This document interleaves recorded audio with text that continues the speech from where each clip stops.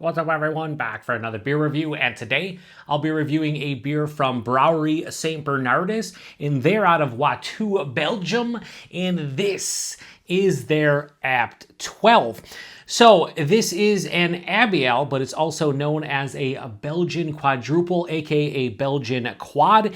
It comes in at 10% alcohol by volume, 20 IBUs at the time of review. I believe this bottle is approximately 8 months old, as it has a best by date of January of 2029, and checking the good old intrawebs, it looks like for these smaller bottles of St.Bernardus Abt 12 that they give it a 4-year best by date. So January of 2029 would mean this was bottled in January of 2025, so earlier this year. And we'll say this is approximately 8 months old, give or take a couple weeks or two. So this is actually not only the final shelfie beer that I'm reviewing for the month of September 2025, but it's also the final shelfie beer review for the year, as shelfie beer reviews will go on hiatus until January of 2026. So are we going to go out with a bang? Yes. And do you know why? It's because, full disclosure, I've had this beer numerous times before, many times before, and I've had it relatively fresh. I've had it aged many years, and it's always delicious. Widely regarded as one of the best Belgian quads out there. You'll have a lot of people who will vouch for this one, or Rochefort 10, or Roquefort 10. Some folks will obviously say Westletteren, aka Westie 12.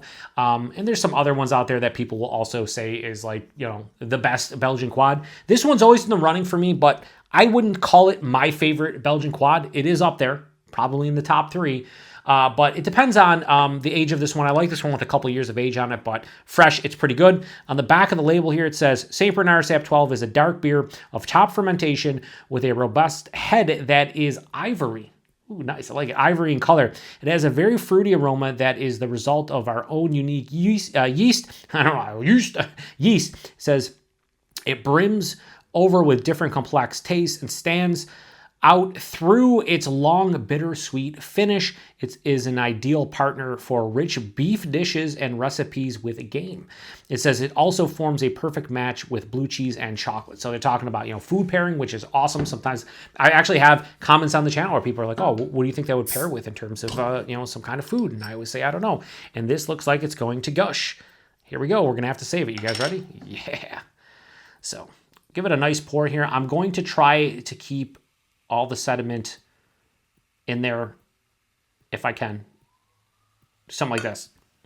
Yeah, so we have a little bit at the end that we will pour in.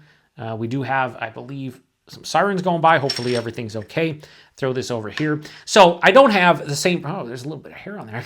I just washed this. How the fuck is there hair? I don't even have a cat. What's going on? Or a dog. A pet of any kind at this point. Anyway, I don't have the official St.Bernardus glassware. I'm going to pick up the gift pack before the end of the year that has this, 3 other beers, and their glass, because I need it.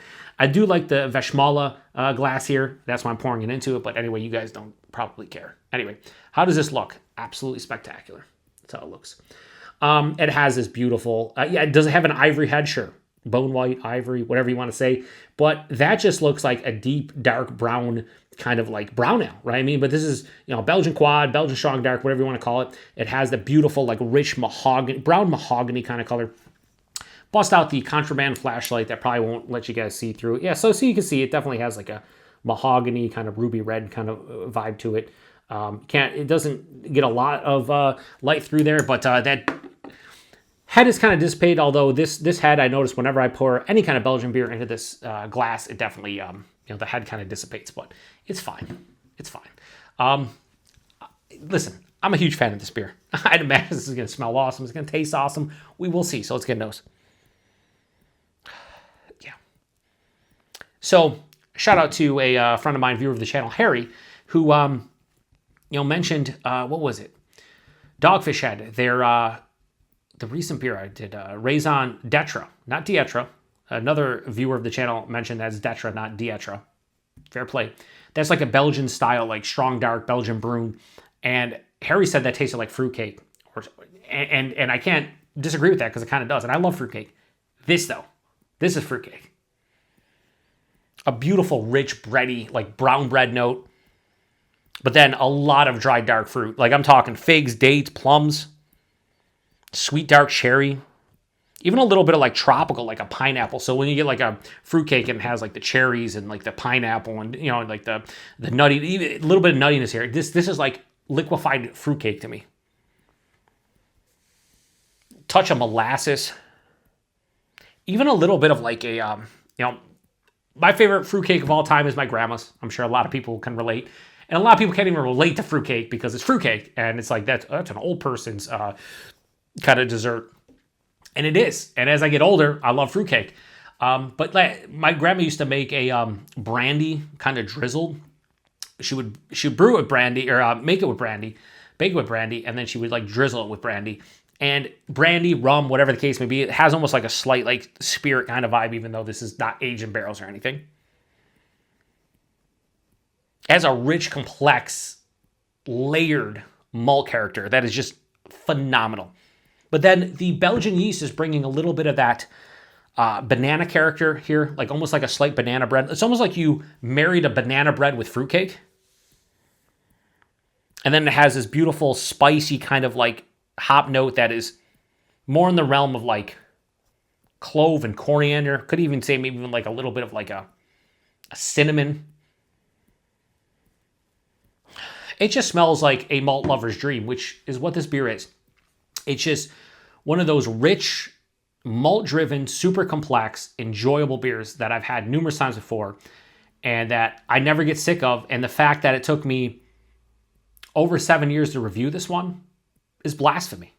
So, hate on this guy. I'm getting into it. Cheers, everyone.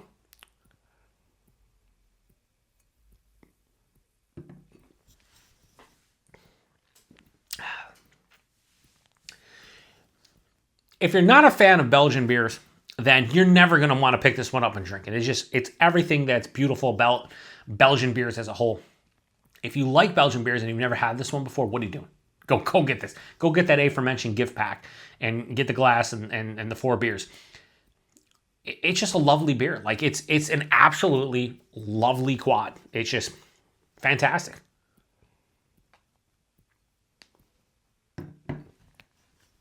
Body's like lower to medium full, so it's not like thick and syrupy and over the top, but it's definitely hearty. So I'd say like more approaching medium full body. The mouthfeel is what the Belgians do best, in my opinion. Like their mouthfeels are spectacular, effervescent. It really is. It just has like this spritzy carbonation, very bright on the palate, and you know that. But then like on the second half, it somehow smooths out and produces like this creaminess. It's like a tale of 2 different mouthfeels. It's just, if you've never had a Belgian beer straight from Belgium, you owe it to yourself to try it because the mouthfeels are fucking insanely great, to me anyway. The taste. Take everything I said in the nose, carry it over the taste, done. It is a liquefied banana bread meets fruitcake, more to like 75-25 fruitcake to banana bread, but that's what it is across the palate. There's even a little bit of like a cocoa powder, like almost this roasty, toasty, like cocoa powder.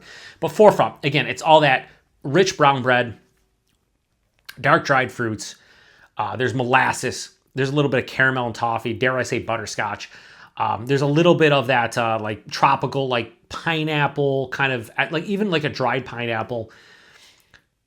But there's also this beautiful drying finish that really brings this beer together because it is rich, it is sweet, it's not cloying, but it's rich, it's sweet, it's decadent, it's all those things, but the finish brings everything together. It has this drying kind of, again, clove, coriander, just even like a drying cinnamon, and it just has a spicy phenolic Belgian yeast quality that is beautiful. Again, underlying cocoa, roasty, toasty cocoa powder. There is even like a hint of coffee in this one to some degree. Sweet dark cherry.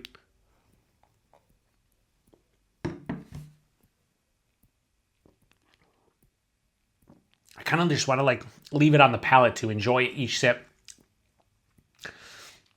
It finishes bone dry. This is an incredibly dry beer to me. Like my palate is almost devoid of any saliva after that sip. Not a lot of bitterness, like a mild to moderate bitterness, but not really. This is more dry than bitter. But again, the dryness that spiciness kind of just really brings this one together.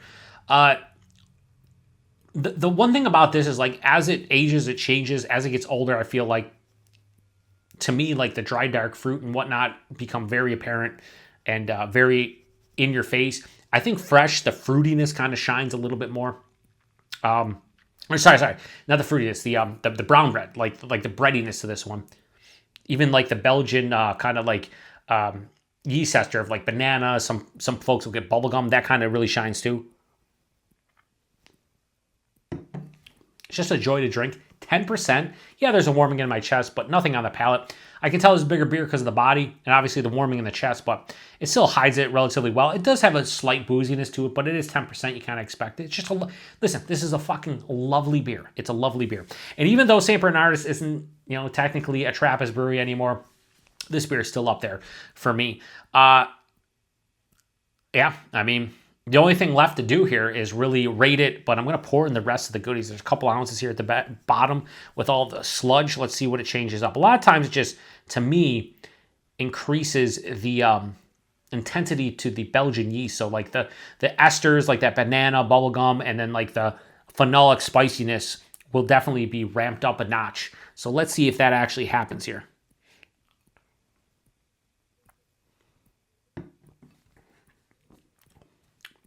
Yeah.